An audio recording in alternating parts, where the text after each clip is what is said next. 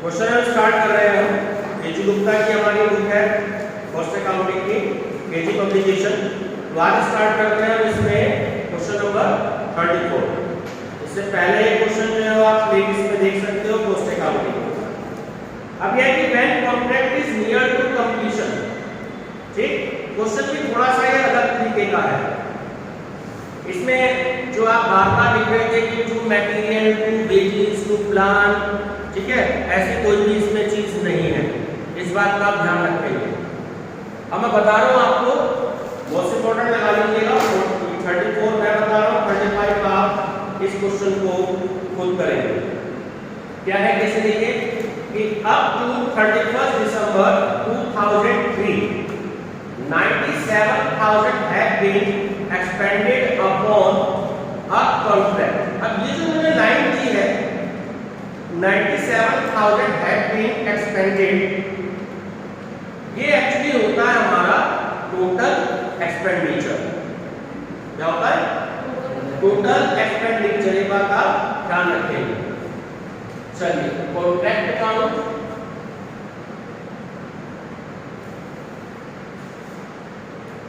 ज्यादा बड़ा इसमें परफॉर्मा आपका नहीं आएगा, सिर्फ 6-7 लाइन का कॉन्ट्रैक्ट अकाउंट।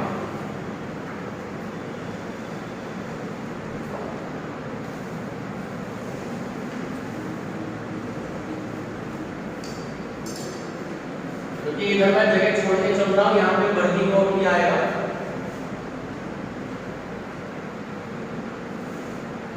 ये जो पहली लाइन थी, क्या होगा लिखा है पहले इसे, क्या कहेंगे हम इसे? Total expenditure. हम फर्स्ट टाइम ऐसा क्वेश्चन कर रहे हैं, इससे पहले ऐसा क्वेश्चन नहीं हुआ, ठीक है। तो ये जो आपका है टोटल एक्सपेंडिचर, ध्यान रखना ये टू साइड में आता है, टू टोटल एक्सपेंडिचर 97,000। स्टूडेंट्स को समझ में नहीं आ पाता कि इस 97 को हम किस नाम से शो करेंगे, तो टोटल एक्सपेंडिचर के नाम से टू साइड में इसे हम शो करते हैं। तो बात क्लियर होगी।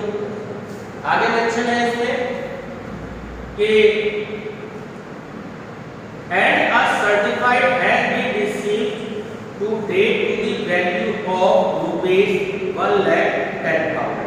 ये आपकी work in progress by work in progress account.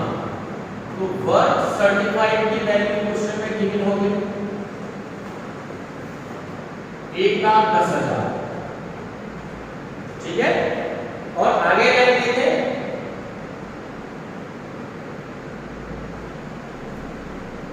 The cost of work performed but not yet certified is ₹3,000। क्या होगी ये? जो कि हमारी वर्क अनसर्टिफाइड की वैल्यू, वर्क अनसर्टिफाइड ये हो गया हमारी 3,000। तो टोटल हो गया हमारा 1,13,000। यहाँ तक क्लियर है सभी को?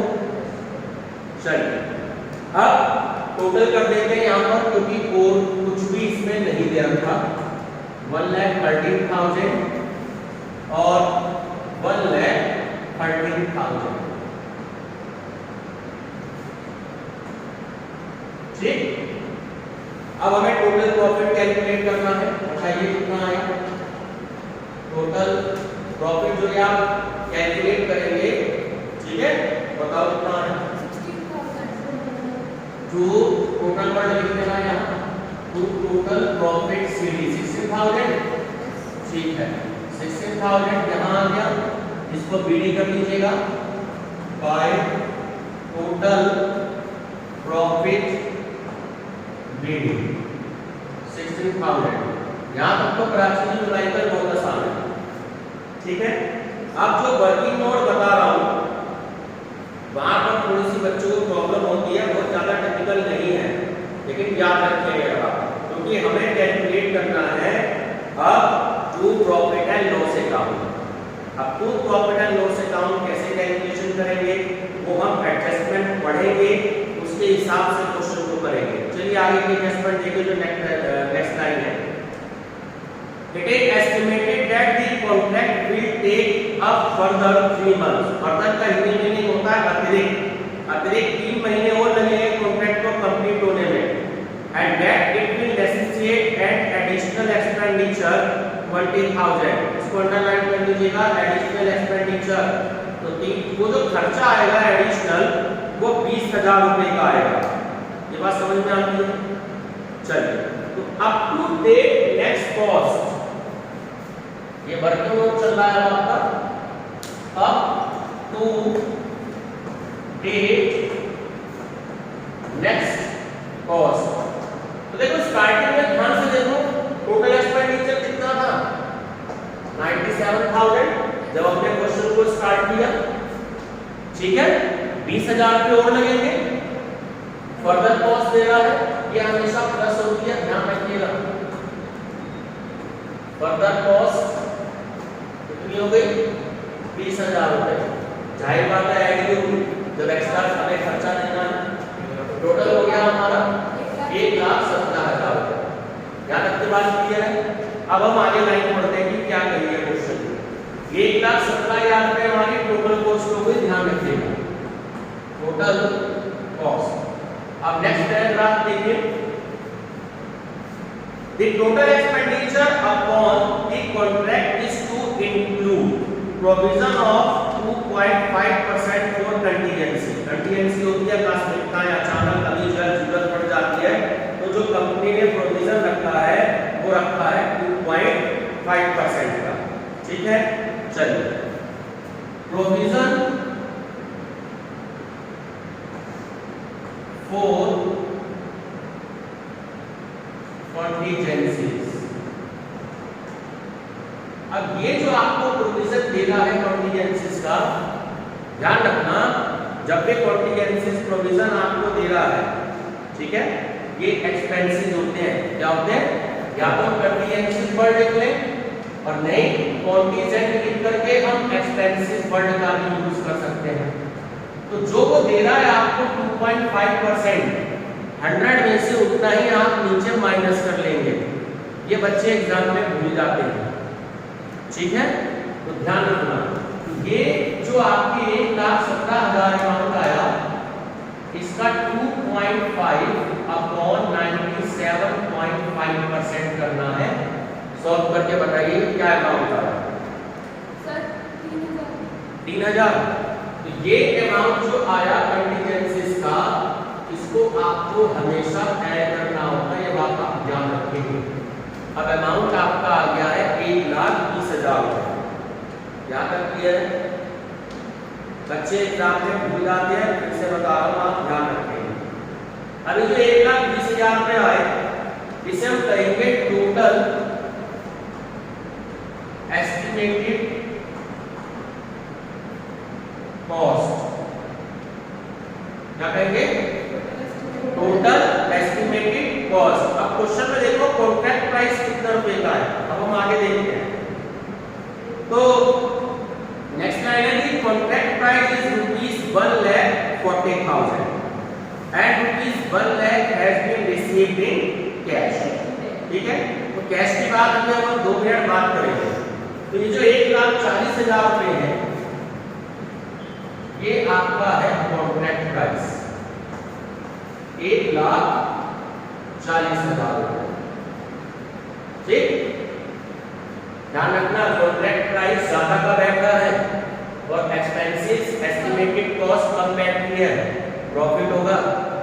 ठीक है, कितने रुपए आ गए 20,000 रुपए. ठीक है, ध्यान रखिएगा. अभी जो 20,000 रुपए है, ये क्या होगा हमारा टोटल एस्टिमेटेड प्रॉफिट. ये बात सभी लोग क्लियर हो गई. सर 20,000 कैसे आया? क्या बताया अभी? 1,40,000 में से 1,20,000 माइनस होंगे. ये कितने कॉस्ट आ गई? कॉन्ट्रैक्ट प्राइस कितने का? 1,40,000 का.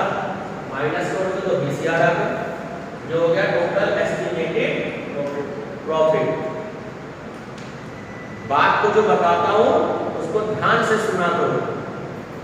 ठीक है, जोरी नहीं ज्यादा है और नीचे वैल्यू कम है तभी माइनस होगा। ये एक अपना तरीका होता है। इस 20,000 रुपए के लिए ही हमने ये इतनी सारी वर्किंग करी है।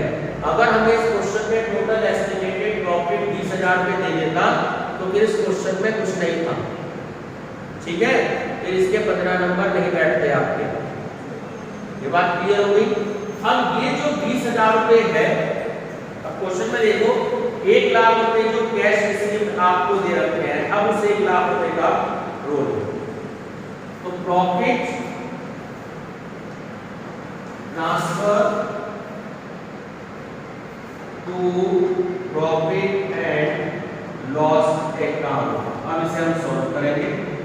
20,000 ये हो गए, ठीक है। कैश रिसीव कितने किए हैं? 1 लाख रुपए, ठीक। और कॉन्ट्रैक्ट प्राइस कितने का है? 1,40,000 रुपए का। करिए सॉल्व, क्या वैल्यू आई? 1428 आगे 0.7 के बाद भी कुछ है? 1 राउंड ऑफ में 2 कर लो। ये बात क्लियर हो गई। अब ये वर्किंग आपको स्टेप बाय स्टेप याद रखना है। एक बार फिर से समझा देता हूं। सबसे पहले टोटल एक्सपेंडिचर यानी up to date next cost, उसमें आपको जो फर्दर कॉस्ट ऐड करनी होती है उसको हम कहते हैं टोटल कॉस्ट। फिर आपको प्रोविजन फॉर कंटीजेंसीज कैलकुलेट करनी है। जितना परसेंटेज दिया होगा उसमें से 100 में से उतना माइनस कर देंगे, ठीक है। जो वैल्यू आई उसको हमने कहा टोटल एस्टिमेटेड कॉस्ट। फिर आपको ये देखना है कॉन्ट्रैक्ट प्राइस कितना है, कॉन्ट्रैक्ट प्राइस में से टोटल एस्टिमेटेड कॉस्ट को माइनस कर देंगे, ठीक है। अब 20,000 आपकी वैल्यू आई, जितना आपने अमाउंट रिसीव किया उससे हमेशा मल्टीप्लिकेशन होगी, जितना रुपए का कॉन्ट्रैक्ट प्राइस है उससे हमेशा डिवाइड करेंगे। तो अब ये जो वैल्यू आ गई आपकी 142,805.72। ये जो आपका जो प्रॉफिट एंड लॉस का जो अमाउंट है, ठीक है, इसी अमाउंट की कैलकुलेशन के लिए हम अभी तक वर्किंग नोट कर रहे हैं। बात क्लियर हो गई। अब ये जो 16,000 रुपए आपके थे, इस 16,000 में से ये वाला अमाउंट माइनस कर दीजिए। तो 2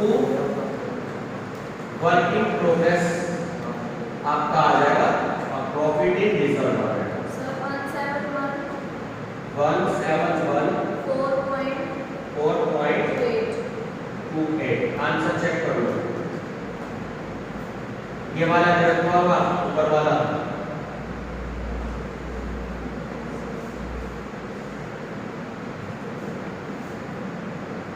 ठीक है आंसर।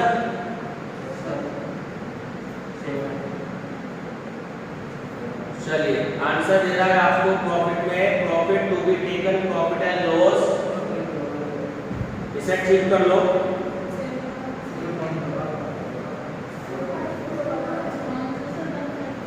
इसे ठीक कर लो, बुक में गलत है ये आंसर, ठीक करो इसको बुक में।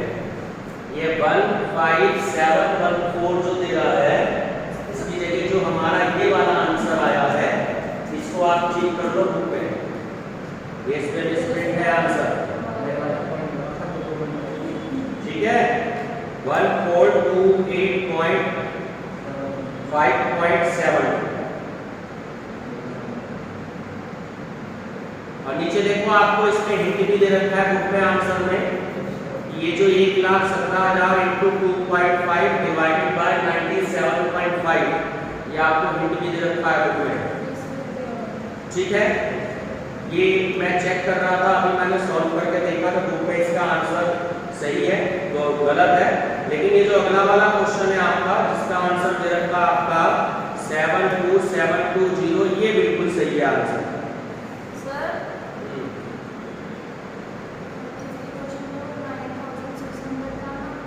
इसमें 33 क्वेश्चन में जो आपने मुझसे पूछा था कौन सा? ये सर वो तो वही सर कौन सा?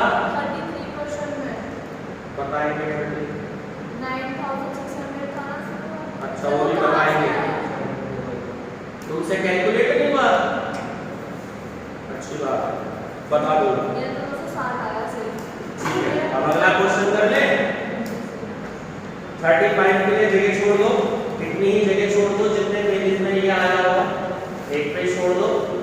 35 सेम टू सेम ऐसा। 35 का आंसर बुक में ठीक है 72720, लेकिन इसका आंसर गलत था तो आप उसे ठीक कर दीजिए। ठीक है, चलिए अब मैं आपको जो क्वेश्चन करा रहा हूँ 36 करा रहा हूँ। ये भी आपका बहुत ही मोस्ट इंपॉर्टेंट क्वेश्चन है और इसमें भी आपका ऐसे ही वर्किंग नोट होना है।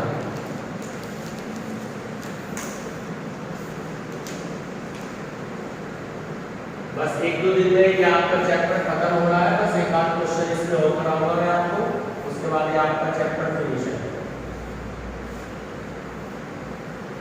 बाकी घर में आप इसकी प्रैक्टिस अपना करते रहें।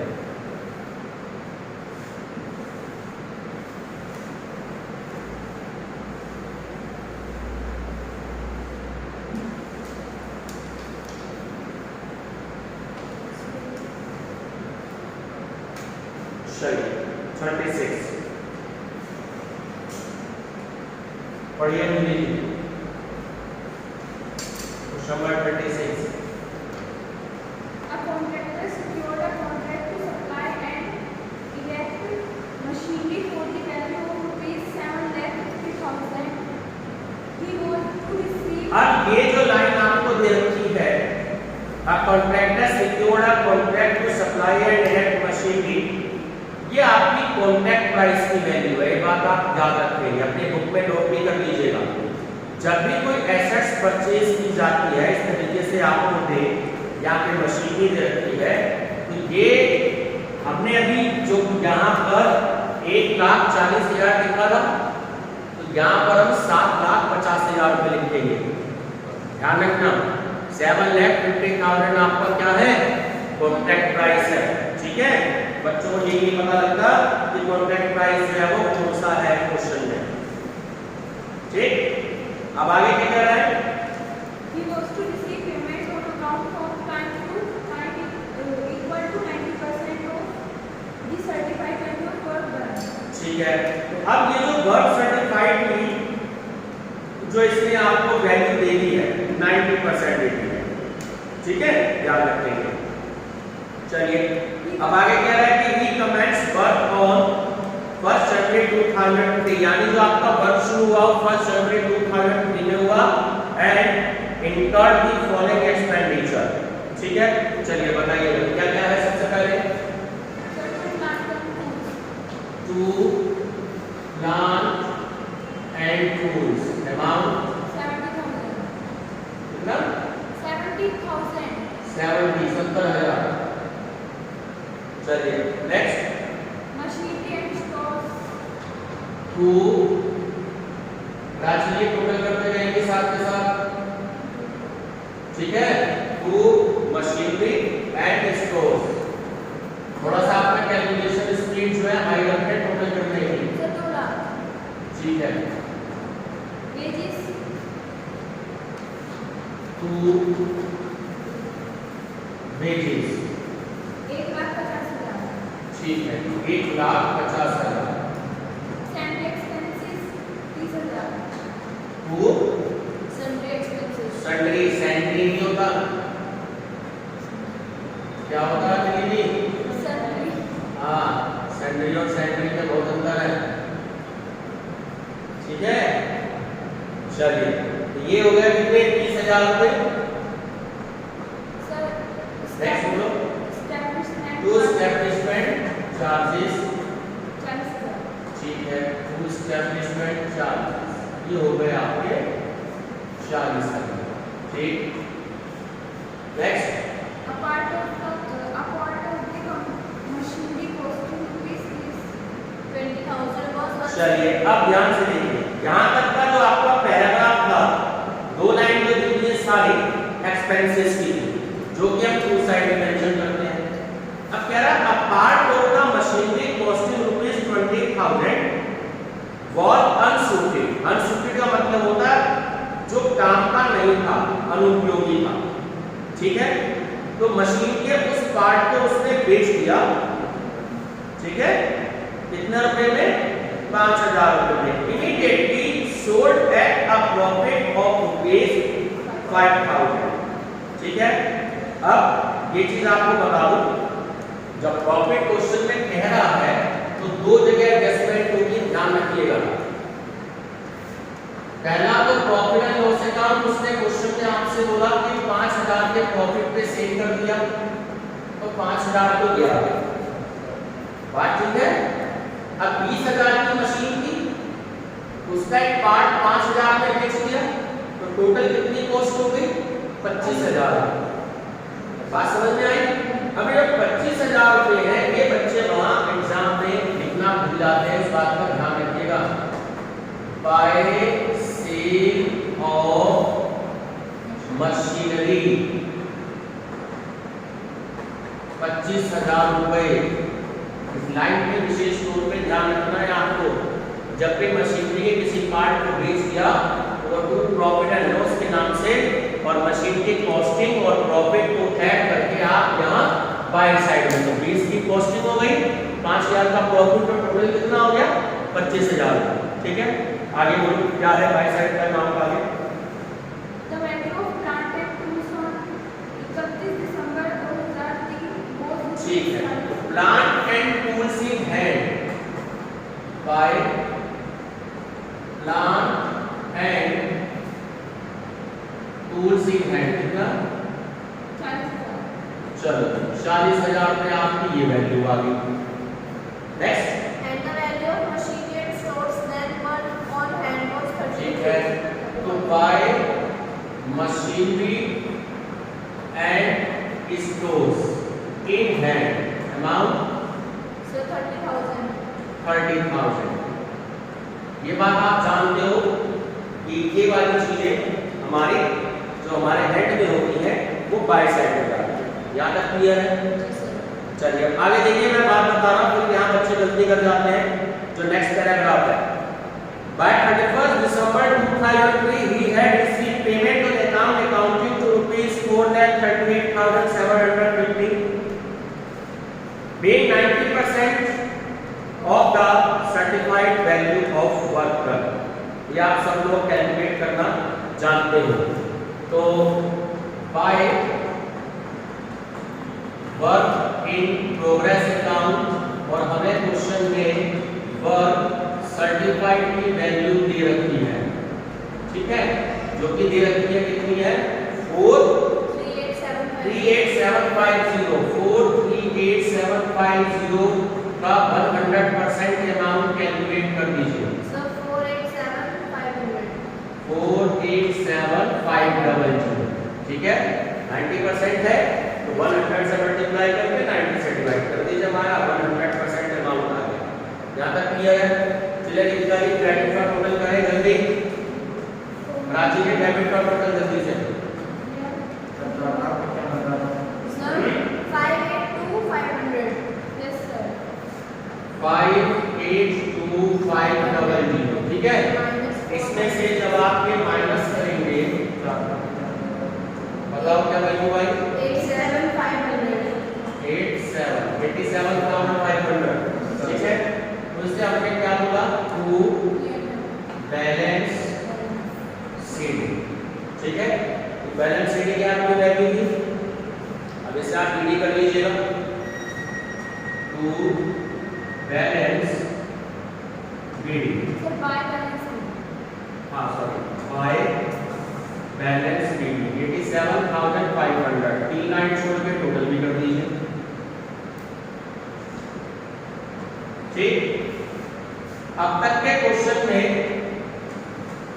सिर्फ एक जगह बच्चे गलती करते हैं, जो मैंने आपको बता दी, ये वाला अमाउंट जो बच्चे एग्जाम में लिखना भूल जाते हैं पूरे क्वेश्चन में, ठीक है। अब क्वेश्चन में देखो आगे आपको बहुत सारी इंफॉर्मेशन दे रखी है। अब ये इंफॉर्मेशन थोड़ी सी बच्चों के ऊपर से चली जाती है, तो आपको थोड़ा सा इंफॉर्मेशन को ध्यान में रखना होगा कि ये जो अब इनको वर्किंग नोट करना है वो कैसे करना है, ठीक है।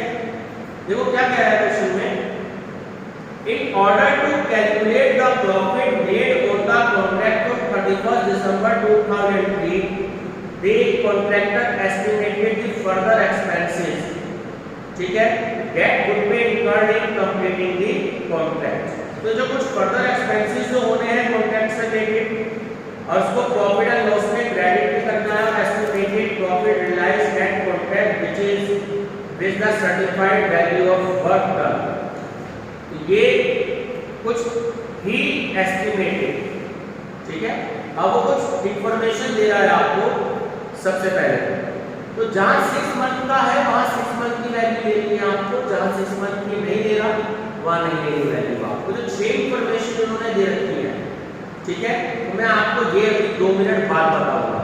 अब सबसे पहले आपको क्या करना है कि जैसे हमने वहां पर वर्किंग लोड 97,000 लास्ट क्वेश्चन में हमने क्वेश्चन में वैल्यू दे रखी थी, ठीक है। अब इस क्वेश्चन में हमें खुद से उस वैल्यू को कैलकुलेट करना होगा, ठीक है। तो total up to date expenses, total up to date expenses, ये कैसे कैलकुलेट करना है, ठीक है, ये मैं आपको बता रहा हूं। चलिए डेबिट साइड का जल्दी से टोटल करें। ये जो सारे अमाउंट है प्राची जी 70,000, 2 लाख, 1 लाख 50,000, ये 6 अमाउंट का टोटल करें। और आप रितिका और अंजलि क्रेडिट का टोटल करिए कि क्रेडिट का टोटल जो है 4,95,000।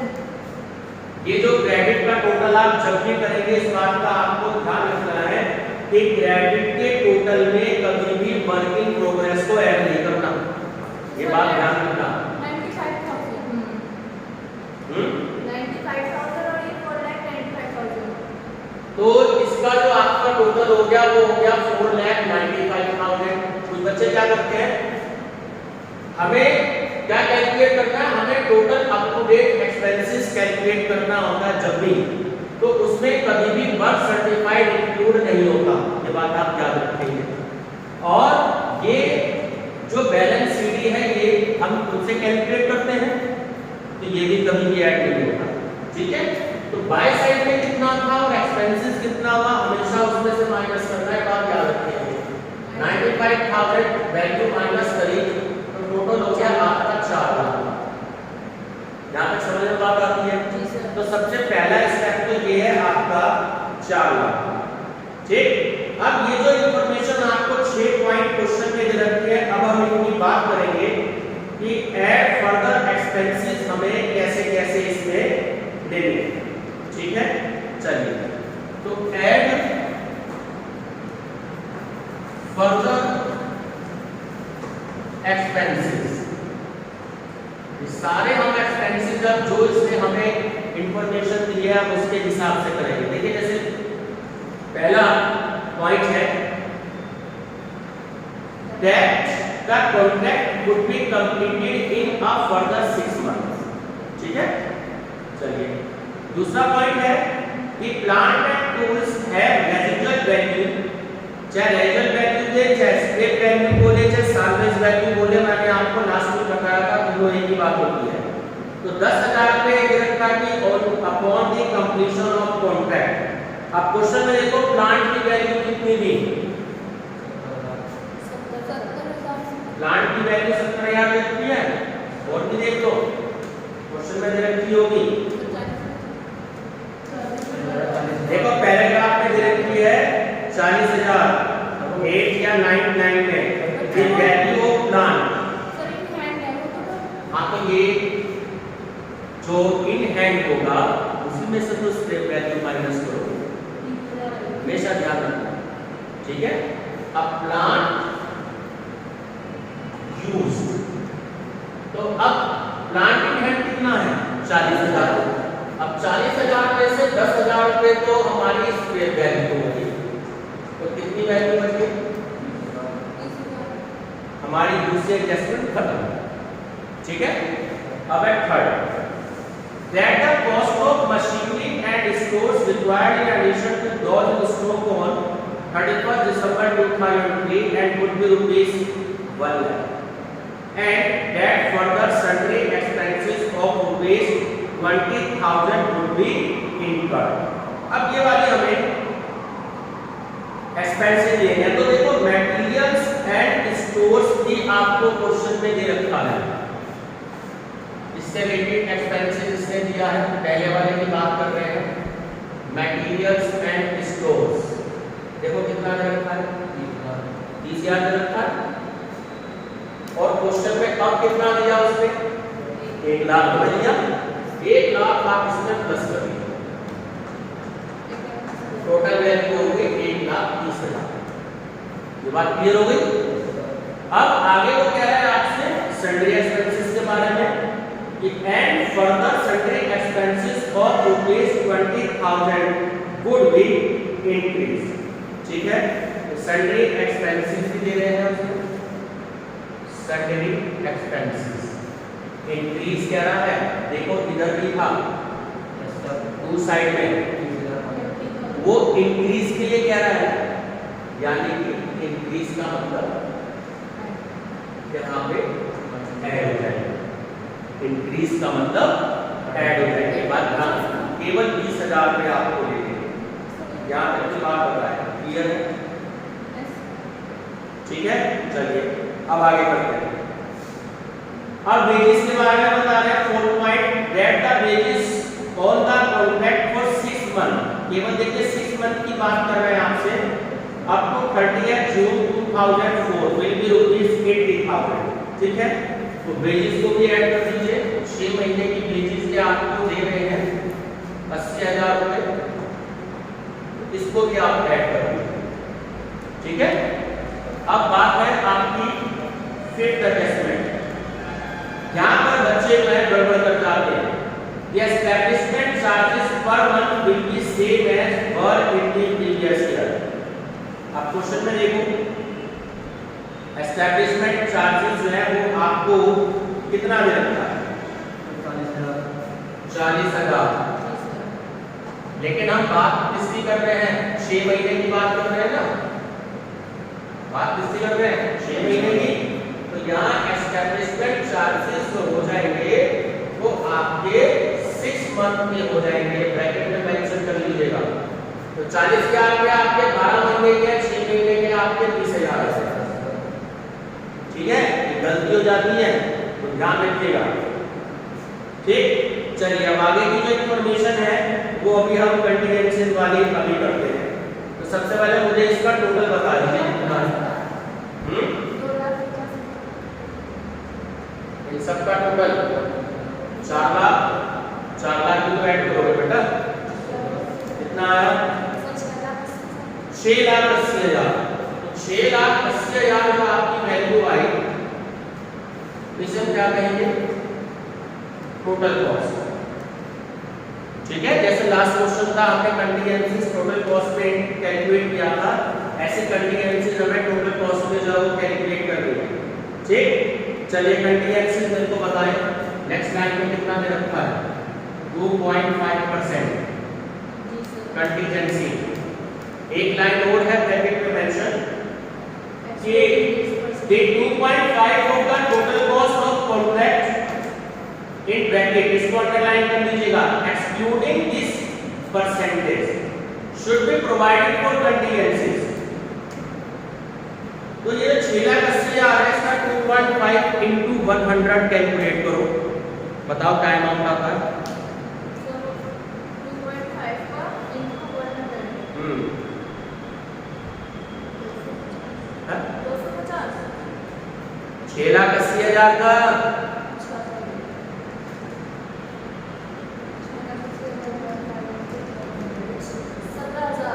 17,000।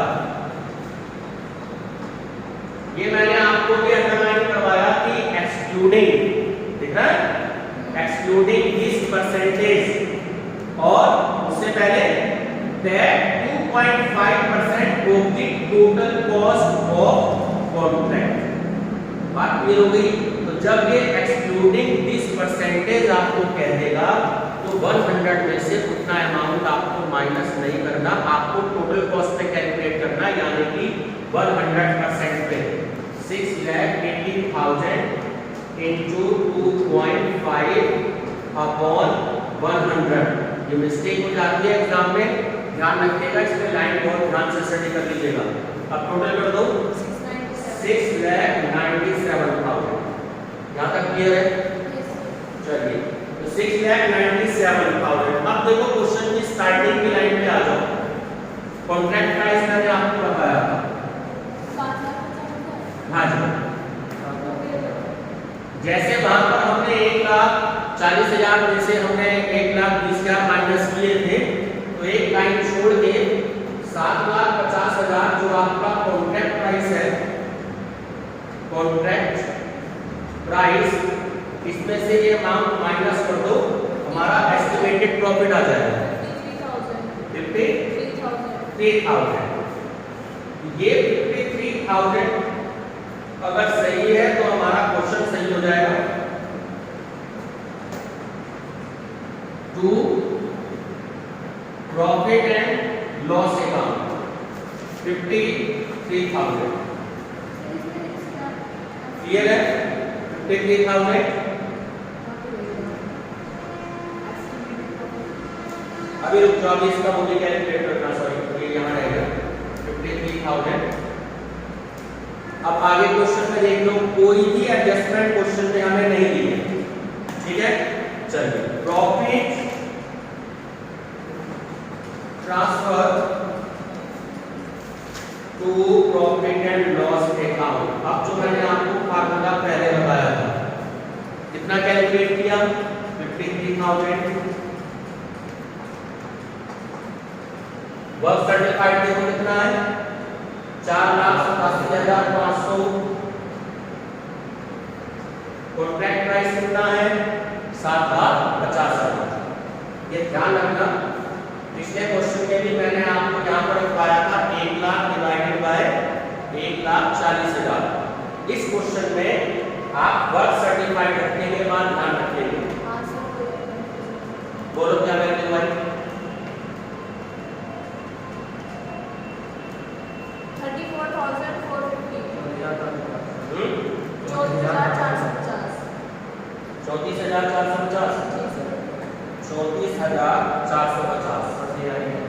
यही आंसर है?